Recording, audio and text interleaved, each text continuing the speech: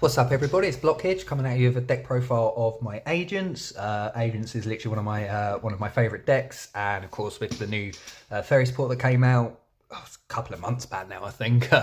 It's been a little while since I've got around to updating this deck, so I just want to show my updated profile. Of course don't forget to like, comment and subscribe. Without further ado, let's get into the deck profile.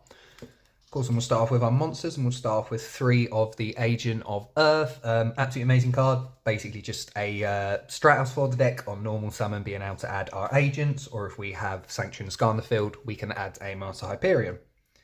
Then next, we do play 3 of the Agent of Life Neptune. Again, another amazing one, being able to discard it, so you can special summon a agent from your hand or graveyard. Super good. And also when it is banished it adds a Sanctuary in the Sky to your hand, so basically being able to pop off all of your extra effects. The next, of course, we do play 3 of the Venus with the with the Mystic Shine Balls to go with it. Again, you know, as we all know, being able to summon all the Shine Balls, being able to use for your Synchro and Link plays and things like that, really good. Then, of course, for the one-offs, we do play one of Destruction Venus, which is basically just a counterpart for our Creation Venus. So with this one, this shuffles, or you special summon them, your Mystic Shine Balls from your graveyard or banishment, and then rather than going to the graveyard or whatever, they get shuffled back into the deck. So, of course, you can use your Venus the next turn, which is really good.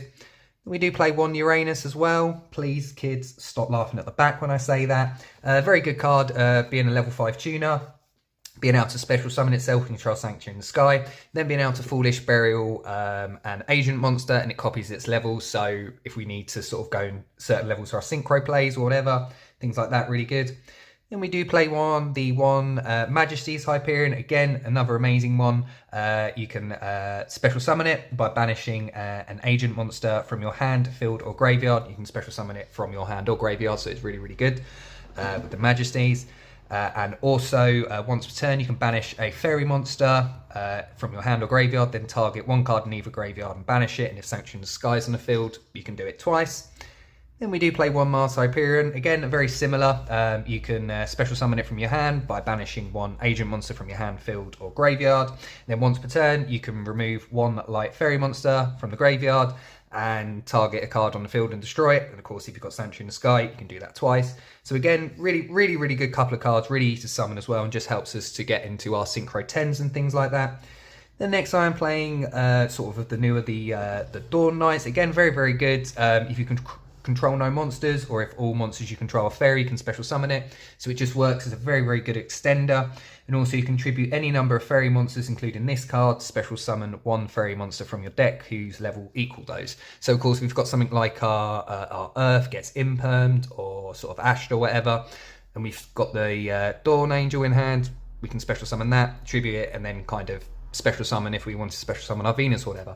Just as a very good card, works as an extender, as well as if we get sort of stops in our plays, it can help us carry on.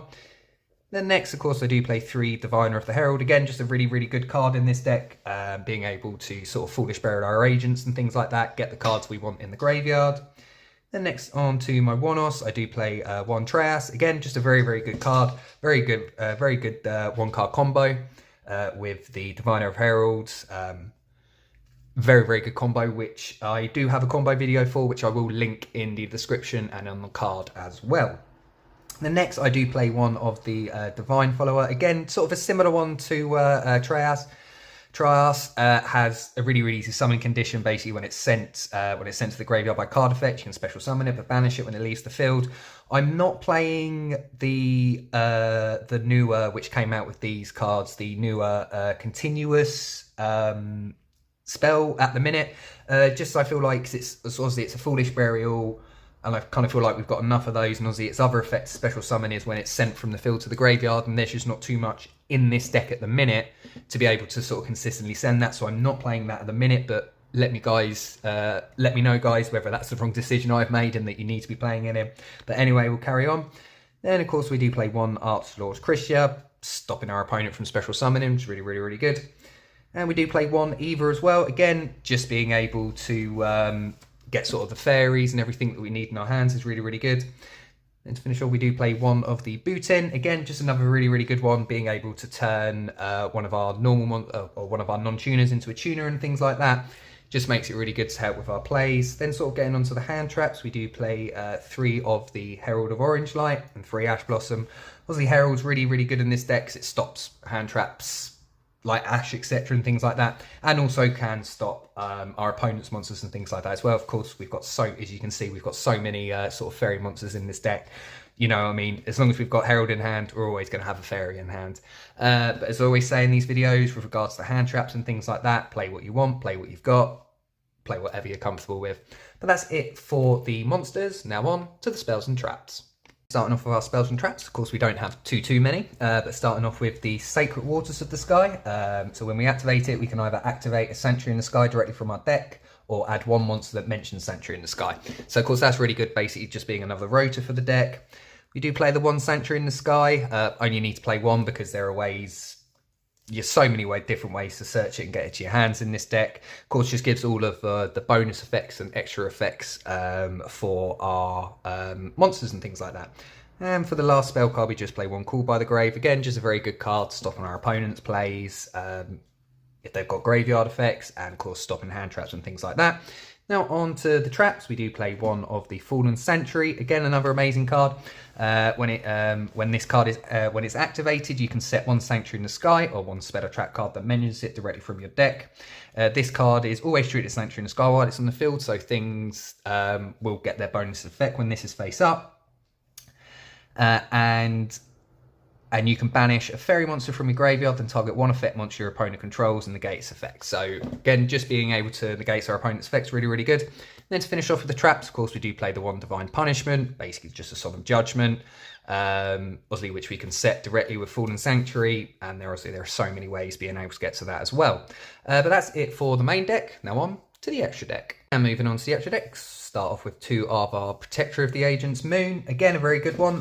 When it's linked summoned, you can Foolish Burial with Sanctuary in the Sky or one card that mentions it. So something like our Majesty's Hyperion or whatever. Very good. And also you contribute one fairy monster to pop one card on your opponent's field. So it's very good. Sort of if your opponent's got something like a Skill Drain or something like an Erupt Up or whatever. Of course, you contribute it for cost, so of course it flips around that, and of course then you can pop the card on the field. Haven't got to worry about it anymore. And moving on to our other links, we do play one of the Herald of Mirage Lights. Again, it's just a kind of a good, just kind of generically link 2 we can go into with this deck, and of course it gives us a bit of extra negation as well. And then we play one of the Night Lord Parshath. Again, a really good card. Very good card, and kind of a very important combo piece for this deck as well, if we're kind of going full combo. Being able to discard one card, then add one Sanctuary in the Sky, or one card that specifically mentions Sanctuary in the Sky, or if Sanctuary in the Sky is on the field, you can add any fairy. So, you know what I mean? We can add any of the whole deck. It's an amazing card. And then next on, just onto our other couple of links, I do play one IP and one SP. Again, these are just kind of good generic links we can go into. Let me know if there anything I'm missing out or anything I should be playing instead. I always try and read as many of your comments as I can. Then getting on to our synchros, we do play one of the Master Flare Hyperion. Again, absolutely amazing card. Being able to Foolish Burial an agent monster and then copy its effects. So that's absolutely amazing. Being able to go into this one after you use your Venus, and then being able to Foolish Burial Destruction Venus to be able to get your Mystic Shine Ball backs, carry on your plays and everything like that. And also when your opponent activates a card or quick effect, you can banish a fairy from your hand or graveyard, then target one card on the field and banish it. So again, a bit of interruption on our opponent's turn as well, which is really good. Then next we do play one of the Pluto. You can banish one monster from your graveyard, then target one effect monster on the field, change it to face down defense position. And that's a quick effect if you've got Sanctuary in the Sky on the field. So that's super great, basically just a quick effect Book of Moon. And also you can banish this card from the graveyard and add a Sanctuary in the Sky from your deck or graveyard to your hand. So if we have our Sanctuary in the Sky out and it gets destroyed, go into this, and then, you know, because it's a tuner as well, we can then synchro or whatever away, and then get our Sanctuary in the Sky in the back.